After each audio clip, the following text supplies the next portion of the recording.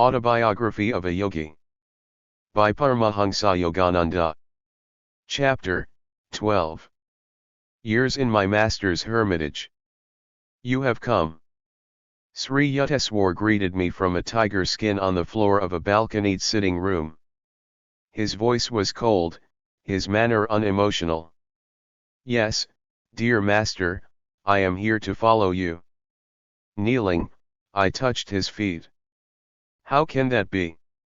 You ignore my wishes. No longer, Guruji. Your wish shall be my law. That is better. Now I can assume responsibility for your life. I willingly transfer the burden, master. My first request, then, is that you return home to your family. I want you to enter college in Calcutta. Your education should be continued. Very well, sir. I hid my consternation. Would importunate books pursue me down the years? First father, now Sri Yukteswar. Someday you will go to the West. Its people will lend ears more receptive to India's ancient wisdom if the strange Hindu teacher has a university degree. You know best, Guruji. My gloom departed. The reference to the West I found puzzling, remote, but my opportunity to please Master by obedience was vitally immediate. You will be near in Calcutta, come here whenever you find time. Every day if possible, Master. Gratefully I accept your authority in every detail of my life on one condition. Yes. That you promise to reveal God to me. An hour-long verbal tussle ensued. A master's word cannot be falsified, it is not lightly given. The implications in the pledge open out vast metaphysical vistas. A guru must be on intimate terms indeed with the Creator before he can obligate him to appear. I sensed Sri Yukteswar's divine unity, and was determined, as his disciple, to press my advantage. You are of exacting disposition. Then Master's consent rang out with compassionate finality, let your wish be my wish. Lifelong shadow lifted from my heart, the vague search, hither and yon, was over. I had found eternal shelter in a true guru. Come, I will show you the hermitage. Master rose from his tiger mat. I glanced about me, my gaze fell with astonishment on a wall picture, garlanded with a spray of jasmine. Lahari Mahasaya. Yes, my divine guru. Sri Yukteswar's tone was reverently vibrant. Greater he was, as man and yogi, than any other teacher whose life came within the range of my investigations. Silently I bowed before the familiar picture. Sole homage sped to the peerless master who, blessing my infancy, had guided my steps to this hour. Led by my guru, I strolled over the house and its grounds. Large, ancient, and well-built, the hermitage was surrounded by a massive pillared courtyard. Outer walls were moss-covered, pigeons fluttered over the flat grey roof, unceremoniously sharing the ashram quarters. A rear garden was pleasant with jackfruit, mango, and plantain trees. Balustrade balconies of upper rooms in the two-storied building faced the courtyard from three sides. A spacious ground floor hall, with high ceilings supported by colonnades, was used, Master said, chiefly during the annual festivities of Durga Puja. A narrow stairway led to Sri Yukteswar's sitting room, whose small balcony overlooked the street. The ashram was plainly furnished, everything was simple, clean, and utilitarian. Several Western-styled chairs, benches, and tables were in evidence. Master invited me to stay overnight. A supper of vegetable curry was served by two young disciples who were receiving hermitage training. Guruji, please tell me something of your life. I was squatting on a straw mat near his tiger skin. The friendly stars were very close, it seemed, beyond the balcony. My family name was Priya Nath Karar. I was born here in Serampuri, where father was a wealthy businessman. He left me this ancestral mansion, now my hermitage. My formal schooling was little, I found it slow and shallow. In early manhood, I undertook the responsibilities of a householder, and have one daughter, now married. My middle life was blessed with the guidance of Lahiri Mahasaya. After my wife died, I joined the Swami order and received the new name of Sri Yukteswargiri. Such are my simple annals. Master smiled at my eager face. Like all biographical sketches, his words had given the outward facts without revealing the inner man. Guruji, I would like to hear some stories of your childhood. I will tell you a few, each one with a moral. Sri Yukteswar's eyes twinkled with his warning. My mother once tried to frighten me with an appalling story of a ghost in a dark chamber. I went there immediately, and expressed my disappointment at having missed the ghost. Mother never told me another horror tale. Moral: look fear in the face and it will cease to trouble you. Another early memory is my wish for an ugly dog belonging to a neighbor. I kept my household in turmoil for weeks to get that dog. My ears were deaf to offers of pets with more prepossessing appearance. Moral: attachment is blinding, it lends an imaginary halo of attractiveness to the object of desire. A third story concerns the plasticity of the youthful mind. I heard my mother remark occasionally, a man who accepts a job under anyone is a slave. That impression became so indelibly fixed that even after my marriage I refused all positions. I met expenses by investing my family endowment in land. Moral: good and positive suggestions should instruct the sensitive ears of children. Their early ideas long remain sharply etched. Master fell into tranquil silence. Around midnight he led me to a narrow cot. Sleep was sound and sweet the first night under my guru's roof. Sri Yukteswar chose the following morning to grant me his Kriya Yoga initiation. The technique I had already received from two disciples of Lahiri Mahasaya, father and my tutor, Swami Kabbalananda, but in Master's presence I felt transforming power. At his touch, a great light broke upon my being, like glory of countless suns blazing together. A flood of ineffable bliss, overwhelming my heart to an innermost core, continued during the following day. It was late that afternoon before I could bring myself to leave the hermitage. You will return in 30 days. As I reached my Calcutta home, the fulfillment of Master's prediction entered with me. None of my relatives made the pointed remarks I had feared about the reappearance of the soaring bird. I climbed to my little attic and bestowed affectionate glances, as though on a living presence. You have witnessed my meditations, and the tears and storms of my sadhana. Now I have reached the harbor of my divine teacher. Son, I am happy for us both. Father and I sat together in the evening calm. You have found your guru, as in miraculous fashion I once found my own. The holy hand of Lahiri Mahasaya is guarding our lives. Your master has proved no inaccessible Himalayan saint, but one nearby. My prayers have been answered, you have not in your search for God been permanently removed from my sight. Father was also pleased that my formal studies would be resumed, he made suitable arrangements. I was enrolled the following day at the Scottish Church College in Calcutta. Happy months sped by. My readers have doubtless made the perspicacious surmise that I was little seen in the college classrooms. The Serampuri hermitage held a lure too irresistible. Master accepted my ubiquitous presence without comment. To my relief, he seldom referred to the halls of learning. Though it was plain to all that I was never cut out for a scholar, I managed to attain minimum passing grades from time to time. Daily life at the ashram flowed smoothly, infrequently varied. My guru awoke before dawn. Lying down, or sometimes sitting on the bed, he entered a state of samadhi.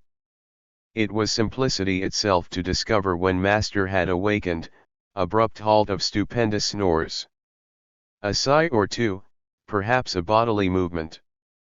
Then a soundless state of breathlessness, he was in deep yogic joy. Breakfast did not follow, first came a long walk by the Ganges. Those morning strolls with my guru, how real and vivid still. In the easy resurrection of memory, I often find myself by his side, the early sun is warming the river. His voice rings out, rich with the authenticity of wisdom. A bath, then the midday meal. Its preparation, according to Master's daily directions, had been the careful task of young disciples. My guru was a vegetarian. Before embracing monkhood, however, he had eaten eggs and fish. His advice to students was to follow any simple diet which proved suited to one's constitution. Master ate little, often rice, colored with turmeric or juice of beets or spinach and lightly sprinkled with buffalo ghee or melted butter. Another day he might have lentil dal or chana curry with vegetables. For dessert, mangoes or oranges with rice pudding, or jackfruit juice. Visitors appeared in the afternoons. A steady stream poured from the world into the hermitage tranquility. Everyone found in Master an equal courtesy and kindness. To a man who has realized himself as a soul, not the body or the ego, the rest of humanity assumes a striking similarity of aspect. The impartiality of saints is rooted in wisdom. Masters have escaped Maya, its alternating faces of intellect and idiocy no longer cast an influential glance. Sri Yukteswar showed no special consideration to those who happened to be powerful or accomplished, neither did he slight others for their poverty or illiteracy. He would listen respectfully to words of truth from a child, and openly ignore a conceited pundit. 8 o'clock was the supper hour, and sometimes found lingering guests. My guru would not excuse himself to eat alone, none left his ashram hungry or dissatisfied.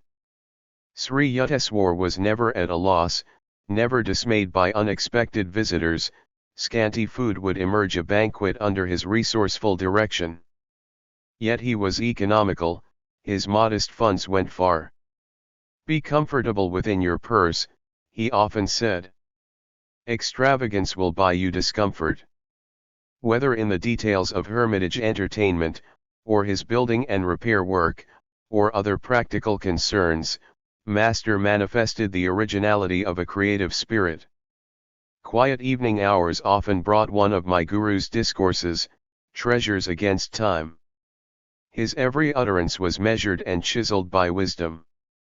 A sublime self-assurance marked his mode of expression, it was unique. He spoke as none other in my experience ever spoke. His thoughts were weighed in a delicate balance of discrimination before he permitted them an outward garb. The essence of truth, all-pervasive with even a physiological aspect, came from him like a fragrant exudation of the soul. I was conscious always that I was in the presence of a living manifestation of God. The weight of his divinity automatically bowed my head before him. If late guests detected that Sri Yukteswar was becoming engrossed with the infinite, he quickly engaged them in conversation. He was incapable of striking a pose, or of flaunting his inner withdrawal. Always one with the Lord, he needed no separate time for communion. A self-realized master has already left behind the stepping stone of meditation.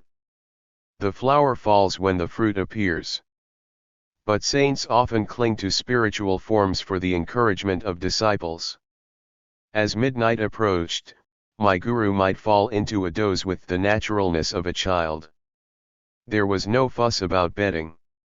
He often lay down, without even a pillow, on a narrow davenport which was the background for his customary tiger-skin seat. A night-long philosophical discussion was not rare, any disciple could summon it by intensity of interest.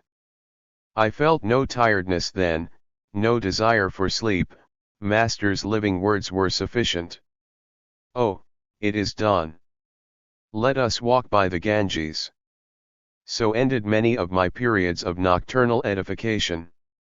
My early months with Sri Yukteswar culminated in a useful lesson how to outwit a mosquito. At home my family always used protective curtains at night. I was dismayed to discover that in the Serampuri hermitage this prudent custom was honored in the breach. Yet the insects were in full residency. I was bitten from head to foot. My guru took pity on me. Buy yourself a curtain, and also one for me. He laughed and added, if you buy only one, for yourself, all mosquitoes will concentrate on me. I was more than thankful to comply. Every night that I spent in Serampuri, my guru would ask me to arrange the bedtime curtains. The mosquitoes one evening were especially virulent. But master failed to issue his usual instructions. I listened nervously to the anticipatory hum of the insects. Getting into bed, I threw a propitiatory prayer in their general direction. A half hour later, I coughed pretentiously to attract my guru's attention. I thought I would go mad with the bites and especially the singing drone as the mosquitoes celebrated bloodthirsty rites. No responsive stir from master, I approached him cautiously. He was not breathing. This was my first observation of him in the yogic trance. It filled me with fright. His heart must have failed. I placed a mirror under his nose, no breath vapor appeared. To make doubly certain, for minutes I closed his mouth and nostrils with my fingers. His body was cold and motionless. In a daze, I turned toward the door to summon help. So, a budding experimentalist. My poor nose. Master's voice was shaky with laughter. Why don't you go to bed? Is the whole world going to change for you? Change yourself, be rid of the mosquito consciousness. Meekly I returned to my bed. Not one insect ventured near. I realized that my guru had previously agreed to the curtains only to please me. He had no fear of mosquitoes. His yogic power was such that he either could will them not to bite, or could escape to an inner invulnerability. He was giving me a demonstration, I thought. That is the yogic state I must strive to attain. A yogi must be able to pass into, and continue in, the superconsciousness, regardless of multitudinous distractions never absent from this earth. Whether in the buzz of insects or the pervasive glare of daylight, the testimony of the senses must be barred. Sound and sight come then indeed, but to worlds fairer than the banished Eden. The instructive mosquitoes served for another early lesson at the ashram. It was the gentle hour of dusk. My guru was matchlessly interpreting the ancient texts. At his feet, I was in perfect peace. A rude mosquito entered the idol and competed for my attention. As it dug a poisonous hypodermic needle into my thigh, I automatically raised an avenging hand. Reprieve from impending execution. An opportune memory came to me of one of Patanjali's yoga aphorisms that on ahimsa, harmlessness. Why didn't you finish the job? Master. Do you advocate taking life? No, but the death blow already had been struck in your mind. I don't understand. Patanjali's meaning was the removal of desire to kill. Sri Yukteswar had found my mental processes an open book. This world is inconveniently arranged for a literal practice of ahimsa. Man may be compelled to exterminate harmful creatures. He is not under similar compulsion to feel anger or animosity. All forms of life have equal right to the air of Maya. The saint who uncovers the secret of creation will be in harmony with its countless bewildering expressions. All men may approach that understanding who curb the inner passion for destruction. Guruji, should one offer himself a sacrifice rather than kill a wild beast? No, man's body is precious. It has the highest evolutionary value because of unique brain and spinal centers. These enable the advanced devotee to fully grasp and express the loftiest aspects of divinity. No lower form is so equipped. It is true that one incurs the debt of a minor sin if he is forced to kill an animal or any living thing. But the Vedas teach that wanton loss of a human body is a serious transgression against the karmic law. I sighed in relief. Scriptural reinforcement of one's natural instincts is not always forthcoming. It so happened that I never saw Master at close quarters with a leopard or a tiger. But a deadly cobra once confronted him, only to be conquered by my guru's love. This variety of snake is much feared in India, where it causes more than 5,000 deaths annually. The dangerous encounter took place at Puri, where Sri Yukteswar had a second hermitage, charmingly situated near the Bay of Bengal. Prafulla, a young disciple of later years, was with Master on this occasion. We were seated outdoors near the ashram, Prafulla told me. A cobra appeared nearby, a 4-foot length of sheer terror. Its hood was angrily expanded as it raced toward us. My guru gave a welcoming chuckle, as though to a child. I was beside myself with consternation to see Master engage in a rhythmical clapping of hands. He was entertaining the dread visitor. I remained absolutely quiet, inwardly ejaculating what fervent prayers I could muster. The serpent, very close to my guru, was now motionless, seemingly magnetized by his caressing attitude. The frightful hood gradually contracted, the snake slithered between Master's feet and disappeared into the bushes. Why my guru would move his hands, and why the cobra would not strike them, were inexplicable to me then, Prafulla concluded. I have since come to realize that my divine Master is beyond fear of hurt from any living creature. One afternoon during my early months at the ashram, found Sri Yukteswar's eyes fixed on me piercingly. "You are too thin, Mukunda." His remark struck a sensitive point. That my sunken eyes and emaciated appearance were far from my liking was testified to by rows of tonics in my room at Calcutta. Nothing availed, chronic dyspepsia had pursued me since childhood. My despair reached an occasional zenith when I asked myself if it were worthwhile to carry on this life with a body so unsound. Medicines have limitations, the creative life force has none. Believe that, you shall be well and strong. Sri Yukteswar's words aroused a conviction of personally applicable truth which no other healer, and I had tried many, had been able to summon within me. Day by day, behold, I waxed. 2 weeks after Master's hidden blessing, I had accumulated the invigorating weight which eluded me in the past. My persistent stomach ailments vanished with a lifelong permanency. On later occasions I witnessed my guru's instantaneous divine healings of persons suffering from ominous disease, tuberculosis, diabetes, epilepsy, or paralysis. Not one could have been more grateful for his cure than I was at sudden freedom from my cadaverous aspect. Years ago, I too was anxious to put on weight, Sri Yukteswar told me. During convalescence after a severe illness, I visited Lahiri Mahasaya in Benares. "Sir, I have been very sick and lost many pounds." "I see, Yukteswar, you made yourself unwell, and now you think you are thin." This reply was far from the one I had expected.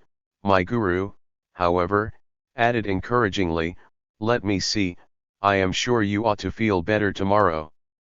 Taking his words as a gesture of secret healing toward my receptive mind, I was not surprised the next morning at a welcome accession of strength. I sought out my master and exclaimed exultingly, "Sir, I feel much better today." "Indeed. Today you invigorate yourself." "No, master," I protested. "It was you who helped me. This is the first time in weeks that I have had any energy." "Oh yes. Your malady has been quite serious. Your body is frail yet, who can say how it will be tomorrow?" The thought of possible return of my weakness brought me a shudder of cold fear. The following morning I could hardly drag myself to Lahiri Mahasaya's home. "Sir, I am ailing again." My guru's glance was quizzical. "So? Once more you indispose yourself." "Gurudeva, I realize now that day by day you have been ridiculing me." My patience was exhausted.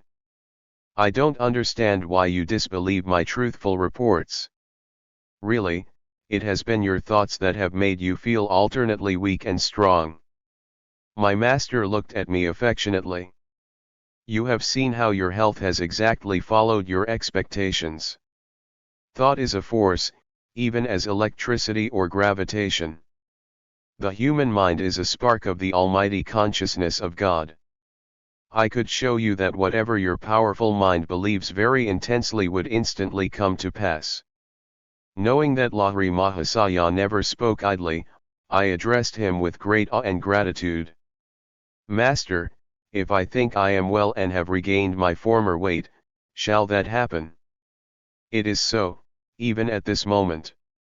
My guru spoke gravely, his gaze concentrated on my eyes. Lo!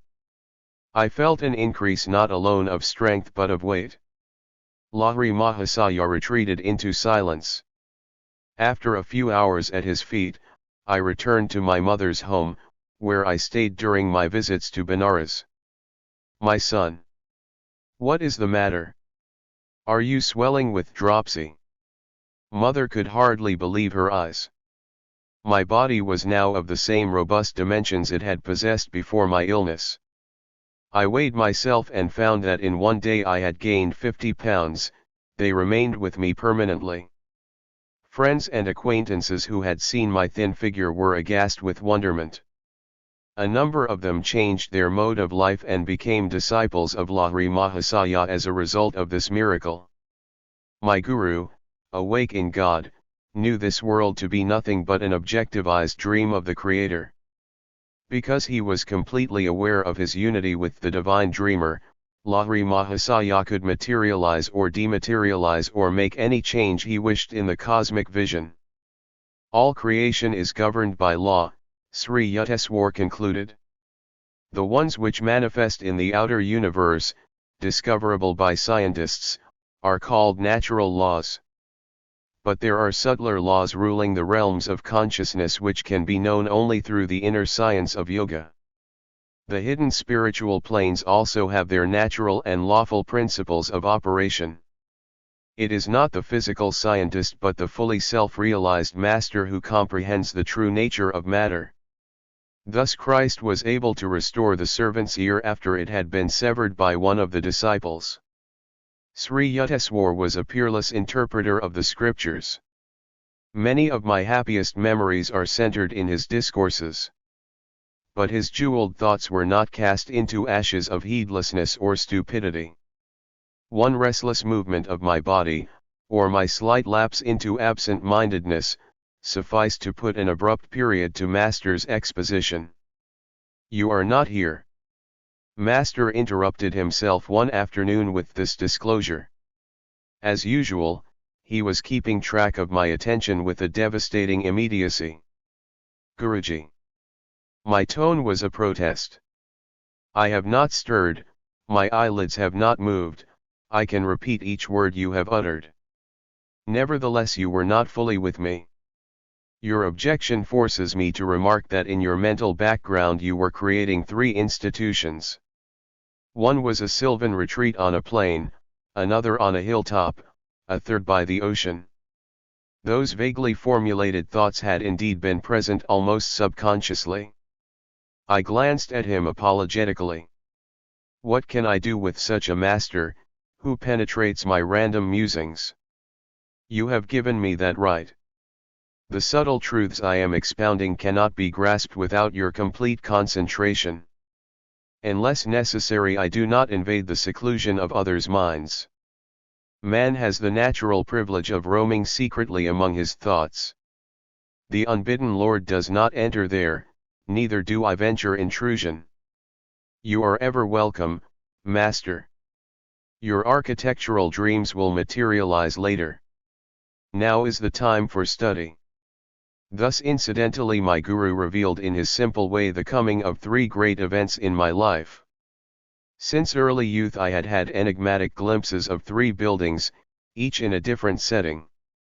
In the exact sequence Sri Yukteswar had indicated, these visions took ultimate form. First came my founding of a boys' yoga school on a Ranchi plain, then my American headquarters on a Los Angeles hilltop, finally a hermitage in Southern California by the vast Pacific. Master never arrogantly asserted, I prophesy that such and such an event shall occur. He would rather hint, don't you think it may happen? But his simple speech hid Vedic power. There was no recanting, never did his slightly veiled words prove false. Sri Yukteswar was reserved and matter-of-fact in demeanor. There was naught of the vague or daft visionary about him. His feet were firm on the earth, his head in the haven of heaven. Practical people aroused his admiration. Saintliness is not dumbness. Divine perceptions are not incapacitating. He would say. The active expression of virtue gives rise to the keenest intelligence.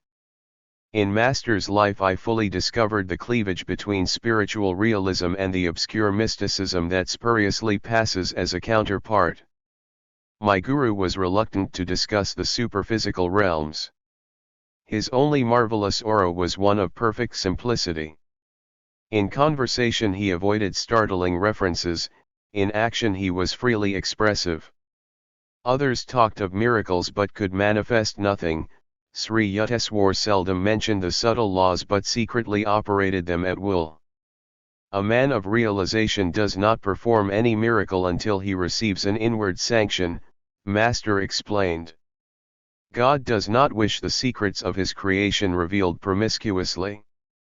Also, every individual in the world has inalienable right to his free will. A saint will not encroach upon that independence. The silence habitual to Sri Yukteswar was caused by his deep perceptions of the infinite. No time remained for the interminable revelations that occupy the days of teachers without self-realization. In shallow men the fish of little thoughts cause much commotion. In oceanic minds the whales of inspiration make hardly a ruffle. This observation from the Hindu scriptures is not without discerning humor.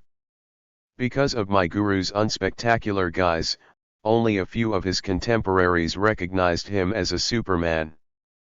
The popular adage, he is a fool that cannot conceal his wisdom, could never be applied to Sri Yukteswar. Though born a mortal like all others, Master had achieved identity with the ruler of time and space. In his life I perceived a godlike unity. He had not found any insuperable obstacle to mergence of human with divine. No such barrier exists, I came to understand, save in man's spiritual unadventurousness.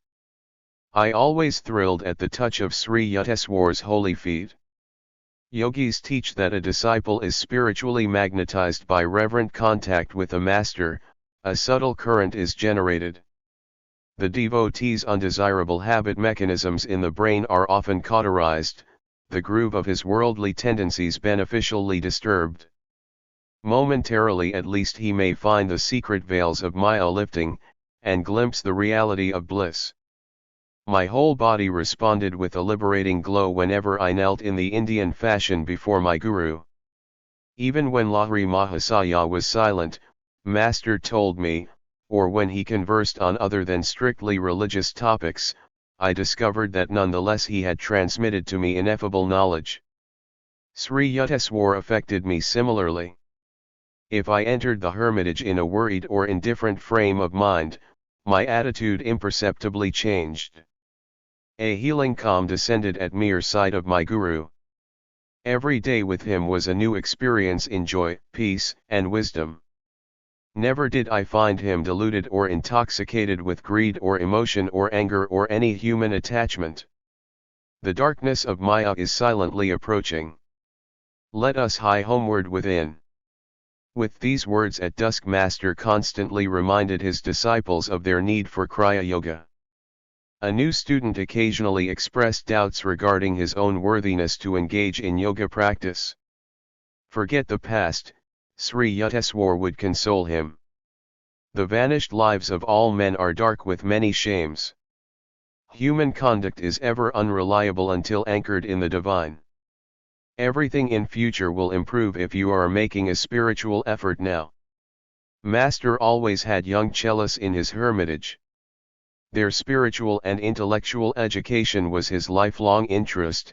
Even shortly before he passed on, he accepted for training 2 6-year-old boys and 1 youth of 16. He directed their minds and lives with that careful discipline in which the word disciple is etymologically rooted.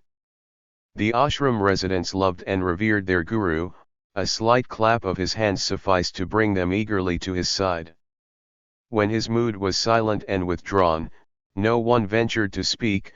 When his laugh rang jovially, children looked upon him as their own. Master seldom asked others to render him a personal service, nor would he accept help from a student unless the willingness were sincere. My guru quietly washed his clothes if the disciples overlooked that privileged task. Sri Yukteswar wore the traditional ochre-colored Swami robe. His laceless shoes, in accordance with yogi custom, were of tiger or deer skin.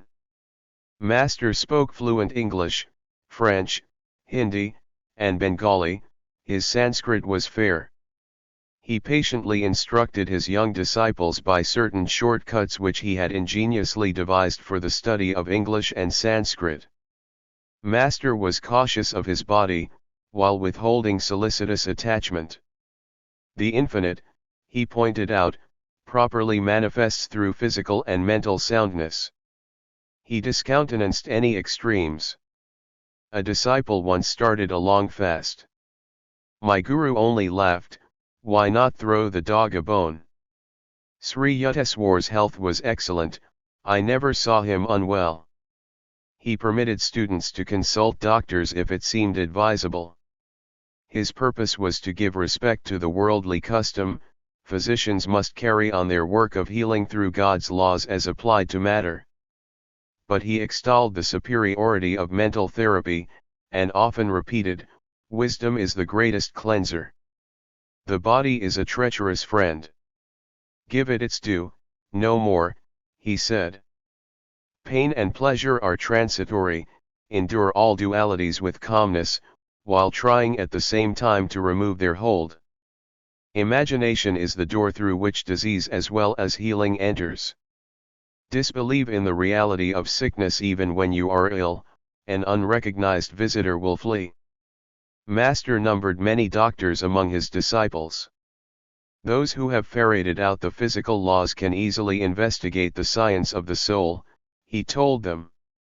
A subtle spiritual mechanism is hidden just behind the bodily structure. Sri Yukteswar counseled his students to be living liaisons of Western and Eastern virtues.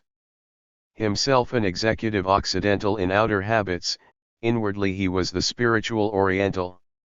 He praised the progressive, resourceful, and hygienic habits of the West, and the religious ideals which give a centuried halo to the East.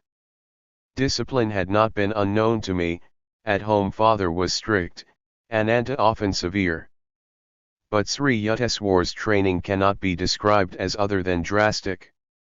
A perfectionist, my guru was hypercritical of his disciples, whether in matters of moment or in the subtle nuances of behavior. "Good manners without sincerity are like a beautiful dead lady," he remarked on suitable occasion. "Straightforwardness without civility is like a surgeon's knife, effective but unpleasant. Candor with courtesy is helpful and admirable." Master was apparently satisfied with my spiritual progress, for he seldom referred to it. In other matters my ears were no strangers to reproof. My chief offenses were absent-mindedness, intermittent indulgence in sad moods, non-observance of certain rules of etiquette, and occasional unmethodical ways. "Observe how the activities of your father Bhagavati are well organized and balanced in every way," my guru pointed out. The two disciples of Lahiri Mahasaya had met, Soon after I began my pilgrimages to Serampuri. Father and Sri Yukteswar admiringly evaluated the other's worth. Both had built an inner life of spiritual granite, insoluble against the ages. From transient teachers of my earlier life I had imbibed a few erroneous lessons. Akila, I was told, need not concern himself strenuously over worldly duties. When I had neglected or carelessly performed my tasks, I was not chastised. Human nature finds such instruction very easy of assimilation. Under Master's unsparing rod, however, I soon recovered from the agreeable delusions of irresponsibility. Those who are too good for this world are adorning some other, Sri Yukteswar remarked. So long as you breathe the free air of earth, you are under obligation to render grateful service.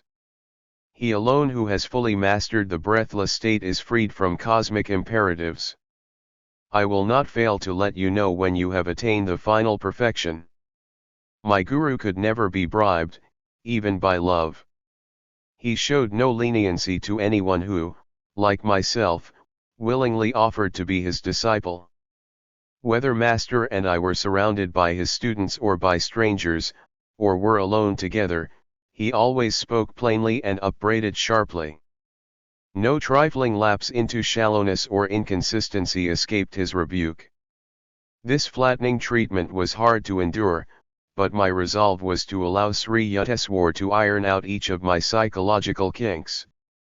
As he labored at this titanic transformation, I shook many times under the weight of his disciplinary hammer. If you don't like my words, you are at liberty to leave at any time, Master assured me. I want nothing from you but your own improvement. Stay only if you feel benefited. For every humbling blow he dealt my vanity, for every tooth in my metaphorical jaw he knocked loose with stunning aim, I am grateful beyond any facility of expression. The hard core of human egotism is hardly to be dislodged except rudely. With its departure, the divine finds at last an unobstructed channel. In vain it seeks to percolate through flinty hearts of selfishness. Sri Yukteswar's wisdom was so penetrating that, heedless of remarks, he often replied to one's unspoken observation. What a person imagines he hears, and what the speaker has really implied, may be poles apart, he said. Try to feel the thoughts behind the confusion of men's verbiage. But divine insight is painful to worldly ears. Master was not popular with superficial students. The wise, always few in number, deeply revered him. I dare say Sri Yukteswar would have been the most sought-after guru in India had his words not been so candid and so censorious. I am hard on those who come for my training, he admitted to me. That is my way, take it or leave it. I will never compromise. But you will be much kinder to your disciples, that is your way. I try to purify only in the fires of severity, searing beyond the average toleration. The gentle approach of love is also transfiguring. The inflexible and the yielding methods are equally effective if applied with wisdom. You will go to foreign lands, where blunt assaults on the ego are not appreciated. A teacher could not spread India's message in the West without an ample fund of accommodative patience and forbearance. I refuse to state the amount of truth I later came to find in Master's words. Though Sri Yukteswar's undissembling speech prevented a large following during his years on earth, nevertheless his living spirit manifests today over the world, through sincere students of his Kriya Yoga and other teachings. He has further dominion in men's souls than ever Alexander dreamed of in the soil. Father arrived one day to pay his respects to Sri Yukteswar. My parent expected, very likely, to hear some words in my praise. He was shocked to be given a long account of my imperfections. It was Master's practice to recount simple, negligible shortcomings with an air of portentous gravity. Father rushed to see me. From your guru's remarks I thought to find you a complete wreck. My parent was between tears and laughter. The only cause of Sri Yukteswar's displeasure at the time was that I had been trying, against his gentle hint, to convert a certain man to the spiritual path. With indignant speed I sought out my guru. He received me with downcast eyes, as though conscious of guilt. It was the only time I ever saw the divine lion meek before me. The unique moment was savored to the full. "Sir, why did you judge me so mercilessly before my astounded father? Was that just? I will not do it again." Master's tone was apologetic. Instantly I was disarmed. How readily the great man admitted his fault. Though he never again upset father's peace of mind, Master relentlessly continued to dissect me whenever and wherever he chose. New disciples often join Sri Yukteswar in exhaustive criticism of others. Wise like the Guru. Models of flawless discrimination. But he who takes the offensive must not be defenseless. The same carping students fled precipitately as soon as Master publicly unloosed in their direction a few shafts from his analytical quiver. Tender inner weaknesses, revolting at mild touches of censure, are like diseased parts of the body, recoiling before even delicate handling. This was Sri Yukteswar's amused comment on the flighty ones. There are disciples who seek a guru made in their own image. Such students often complain that they did not understand Sri Yukteswar. Neither do you comprehend God. I retorted on one occasion. When a saint is clear to you, you will be one. Among the trillion mysteries, breathing every second the inexplicable air, who may venture to ask that the fathomless nature of a master be instantly grasped? Students came, and generally went. Those who craved a path of oily sympathy and comfortable recognitions did not find it at the hermitage. Master offered shelter and shepherding for the eons, but many disciples miserly demanded ego balm as well. They departed, preferring life's countless humiliations before any humility. Master's blazing rays, the open penetrating sunshine of his wisdom, were too powerful for their spiritual sickness. They sought some lesser teacher who, shading them with flattery, permitted the fitful sleep of ignorance. During my early months with Master, I had experienced a sensitive fear of his reprimands. These were reserved, I soon saw, for disciples who had asked for his verbal vivisection. If any writhing student made a protest, Sri Yukteswar would become unoffendedly silent. His words were never wrathful, but impersonal with wisdom. Master's insight was not for the unprepared ears of casual visitors. He seldom remarked on their defects, even if conspicuous. But toward students who sought his counsel, Sri Yukteswar felt a serious responsibility. Brave indeed is the guru who undertakes to transform the crude ore of ego-permeated humanity. A saint's courage roots in his compassion for the stumbling eyeless of this world. When I had abandoned underlying resentment, I found a marked decrease in my chastisement. In a very subtle way, Master melted into comparative clemency. In time I demolished every wall of rationalization and subconscious reservation behind which the human personality generally shields itself. The reward was an effortless harmony with my guru. I discovered him then to be trusting, considerate, and silently loving. Undemonstrative, however, he bestowed no word of affection. My own temperament is principally devotional. It was disconcerting at first to find that my guru, saturated with jnana but seemingly dry of bhakti, expressed himself only in terms of cold spiritual mathematics. But as I tuned myself to his nature, I discovered no diminution but rather increase in my devotional approach to God. A self-realized master is fully able to guide his various disciples along natural lines of their essential bias. My relationship with Sri Yukteswar, somewhat inarticulate, nonetheless possessed all eloquence. Often I found his silent signature on my thoughts, rendering speech inutile. Quietly sitting beside him, I felt his bounty pouring peacefully over my being. Sri Yukteswar's impartial justice was notably demonstrated during the summer vacation of my first college year.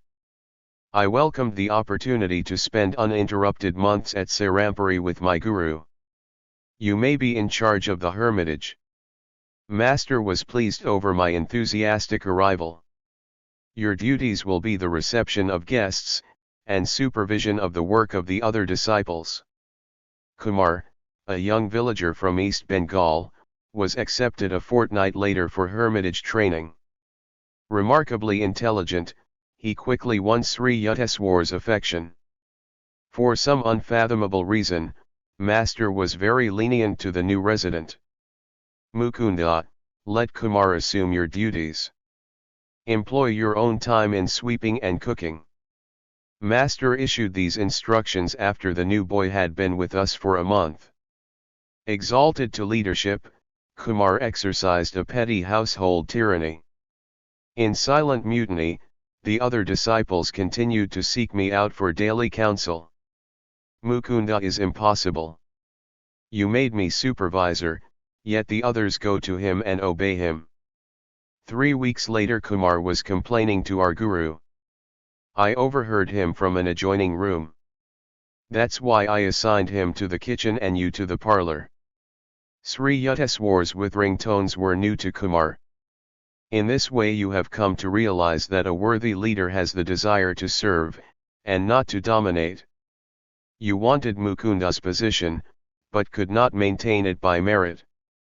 Return now to your earlier work as cook's assistant. After this humbling incident, Master resumed toward Kumar a former attitude of unwanted indulgence. Who can solve the mystery of attraction? In Kumar our guru discovered a charming fount which did not spurt for the fellow disciples. Though the new boy was obviously Sri Yukteswar's favorite, I felt no dismay. Personal idiosyncrasies, possessed even by masters, lend a rich complexity to the pattern of life. My nature is seldom commandeered by a detail. I was seeking from Sri Yukteswar a more inaccessible benefit than an outward praise. Kumar spoke venomously to me one day without reason. I was deeply hurt. Your head is swelling to the bursting point. I added a warning whose truth I felt intuitively: unless you mend your ways, someday you will be asked to leave this ashram. Laughing sarcastically, Kumar repeated my remark to our guru, who had just entered the room. Fully expecting to be scolded, I retired meekly to a corner. Maybe Mukunda is right. Master's reply to the boy came with unusual coldness. I escaped without castigation. A year later, Kumar set out for a visit to his childhood home. He ignored the quiet disapproval of Sri Yukteswar, who never authoritatively controlled his disciples' movements. On the boy's return to Serampuri in a few months, a change was unpleasantly apparent. Gone was the stately Kumar with serenely glowing face. Only an undistinguished peasant stood before us, one who had lately acquired a number of evil habits. Master summoned me and broken-heartedly discussed the fact that the boy was now unsuited to the monastic hermitage life. Mukunda, I will leave it to you to instruct Kumar to leave the ashram tomorrow.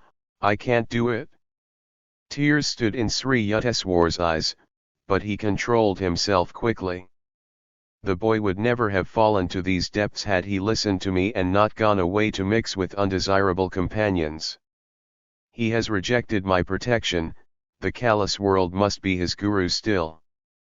Kumar's departure brought me no elation. Sadly, I wondered how one with power to win a master's love could ever respond to cheaper allures. Enjoyment of wine and sex are rooted in the natural man, and require no delicacies of perception for their appreciation. Sense wiles are comparable to the evergreen oleander, fragrant with its multicolored flowers. Every part of the plant is poisonous. The land of healing lies within, radiant with that happiness blindly sought in 1,000 misdirect ions. Keen intelligence is two-edged, Master once remarked in reference to Kumar's brilliant mind. It may be used constructively or destructively like a knife, either to cut the boil of ignorance, or to decapitate oneself. Intelligence is rightly guided only after the mind has acknowledged the inescapability of spiritual law. My guru mixed freely with men and women disciples, treating all as his children. Perceiving their soul equality, he showed no distinction or partiality. In sleep, you do not know whether you are a man or a woman, he said. Just as a man, impersonating a woman, does not become one, so the soul, impersonating both man and woman, has no sex. The soul is the pure, changeless image of God. Sri Yukteswar never avoided or blamed women as objects of seduction. Men, he said, were also a temptation to women.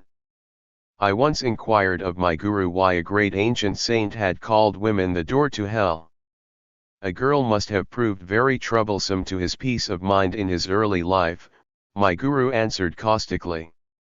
Otherwise he would have denounced, not woman, but some imperfection in his own self-control. If a visitor dared to relate a suggestive story in the hermitage, Master would maintain an unresponsive silence. Do not allow yourself to be thrashed by the provoking whip of a beautiful face, he told the disciples. How can sense slaves enjoy the world? Its subtle flavors escape them while they grovel in primal mud. All nice discriminations are lost to the man of elemental lusts. Students seeking to escape from the dualistic Maya delusion received from Sri Yukteswar patient and understanding counsel. Just as the purpose of eating is to satisfy hunger, not greed, so the sex instinct is designed for the propagation of the species according to natural law, never for the kindling of insatiable longings, he said.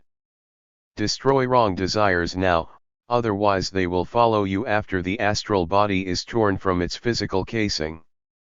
Even when the flesh is weak, the mind should be constantly resistant. If temptation assails you with cruel force, overcome it by impersonal analysis and indomitable will. Every natural passion can be mastered. Conserve your powers. Be like the capacious ocean, absorbing within all the tributary rivers of the senses. Small yearnings are openings in the reservoir of your inner peace, permitting healing waters to be wasted in the desert soil of materialism.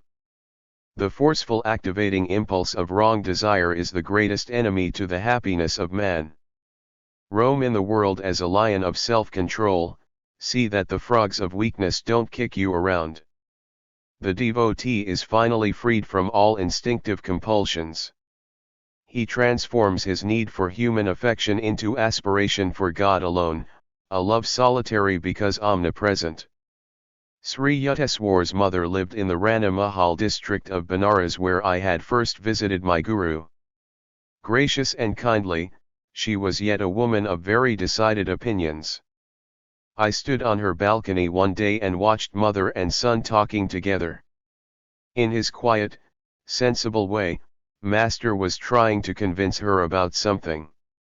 He was apparently unsuccessful, for she shook her head with great vigor. Nay, nay, my son, go away now. Your wise words are not for me. I am not your disciple. Sri Yukteswar backed away without further argument, like a scolded child. I was touched at his great respect for his mother even in her unreasonable moods. She saw him only as her little boy, not as a sage. There was a charm about the trifling incident, it supplied a sidelight on my guru's unusual nature, inwardly humble and outwardly unbendable. The monastic regulations do not allow a swami to retain connection with worldly ties after their formal severance. He cannot perform the ceremonial family rites which are obligatory on the householder. Yet Shankara, the ancient founder of the Swami order, disregarded the injunctions. At the death of his beloved mother, he cremated her body with heavenly fire which he caused to spurt from his upraised hand. Sri Yukteswar also ignored the restrictions, in a fashion less spectacular. When his mother passed on, he arranged the crematory services by the holy Ganges in Benares, and fed many Brahmins in conformance with age-old custom. The Shastric prohibitions were intended to help Swamis overcome narrow identifications. Shankara and Sri Yukteswar had wholly merged their beings in the impersonal spirit, they needed no rescue by rule. Sometimes, too, a master purposely ignores a canon in order to uphold its principle as superior to and independent of form. Thus Jesus plucked ears of corn on the day of rest. To the inevitable critics he said, "The Sabbath was made for man, and not man for the Sabbath." Outside of the scriptures, seldom was a book honored by Sri Yukteswar's perusal. Yet he was invariably acquainted with the latest scientific discoveries and other advancements of knowledge. A brilliant conversationalist, he enjoyed an exchange of views on countless topics with his guests. My guru's ready wit and rollicking laugh enlivened every discussion. Often grave, Master was never gloomy. To seek the Lord, one need not disfigure his face, he would remark. Remember that finding God will mean the funeral of all sorrows. Among the philosophers, professors, lawyers, and scientists who came to the hermitage, a number arrived for their first visit with the expectation of meeting an orthodox religionist. A supercilious smile or a glance of amused tolerance occasionally betrayed that the newcomers anticipated nothing more than a few pious platitudes.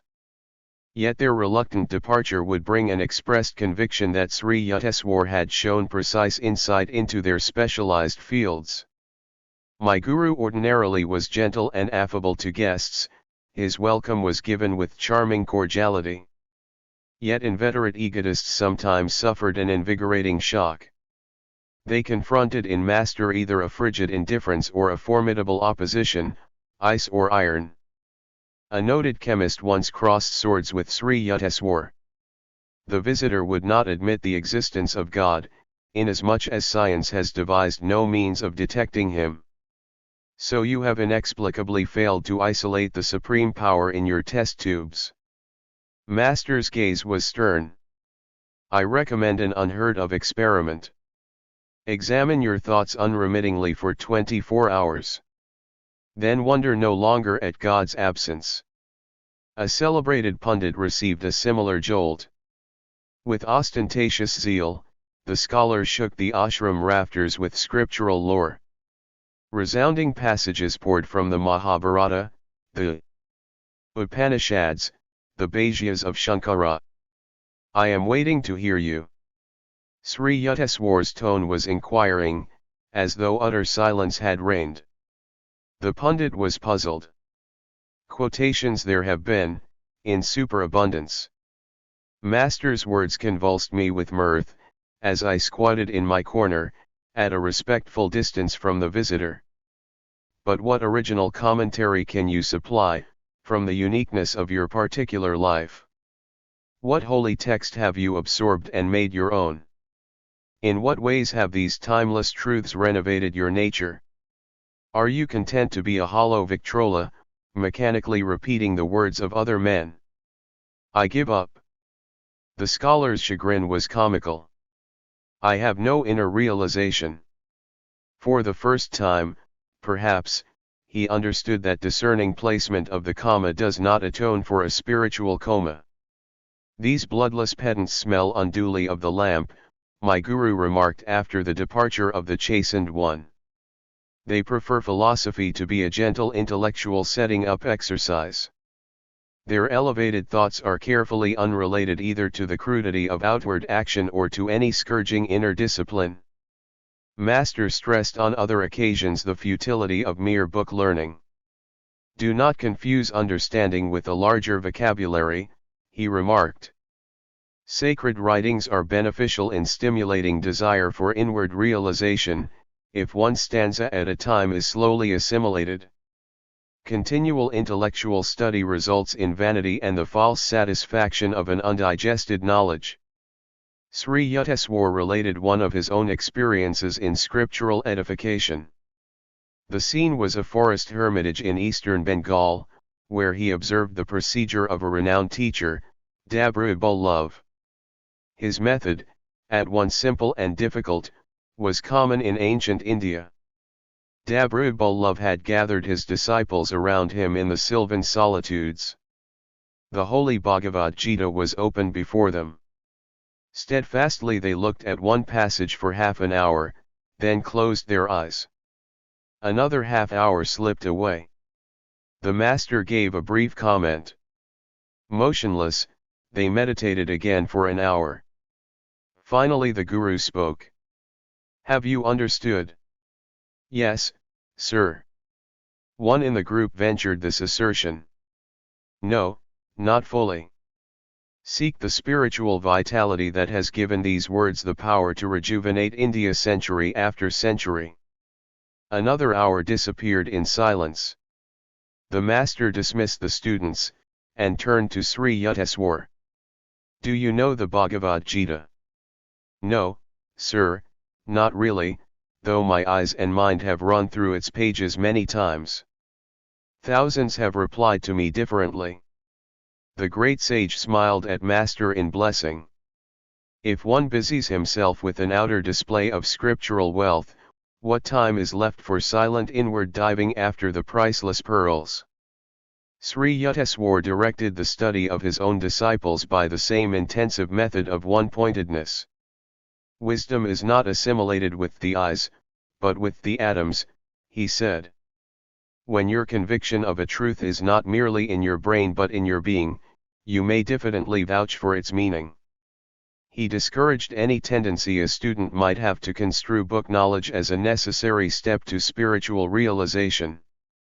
The rishis wrote in one sentence profundities that commentating scholars busy themselves over for generations, he remarked. Endless literary controversy is for slug-guard minds. What more liberating thought than God is, nay, God. But man does not easily return to simplicity. It is seldom God for him, but rather learned pomposities. His ego is pleased, that he can grasp such erudition. Men who were pridefully conscious of high worldly position were likely, in Master's presence, to add humility to their other possessions. A local magistrate once arrived for an interview at the seaside hermitage in Puri. The man, who held a reputation for ruthlessness, had it well within his power to oust us from the ashram. I cautioned my guru about the despotic possibilities. But he seated himself with an uncompromising air, and did not rise to greet the visitor. Slightly nervous, I squatted near the door. The man had to content himself with a wooden box. My guru did not request me to fetch a chair. There was no fulfillment of the magistrate's obvious expectation that his importance would be ceremoniously acknowledged. A metaphysical discussion ensued. The guest blundered through misinterpretations of the scriptures. As his accuracy sank, his ire rose. Do you know that I stood first in the MA examination? Reason had forsaken him, but he could still shout. Mr. Magistrate, you forget that this is not your courtroom, Master replied evenly. From your childish remarks I would have surmised that your college career was unremarkable. A university degree, in any case, is not remotely related to Vedic realization. Saints are not produced in batches every semester like accountants. After a stunned silence, the visitor laughed heartily. This is my first encounter with a heavenly magistrate, he said. Later he made a formal request, couched in the legal terms which were evidently part and parcel of his being, to be accepted as a probationary disciple. My guru personally attended to the details connected with the management of his property. Unscrupulous persons on various occasions attempted to secure possession of Master's ancestral land.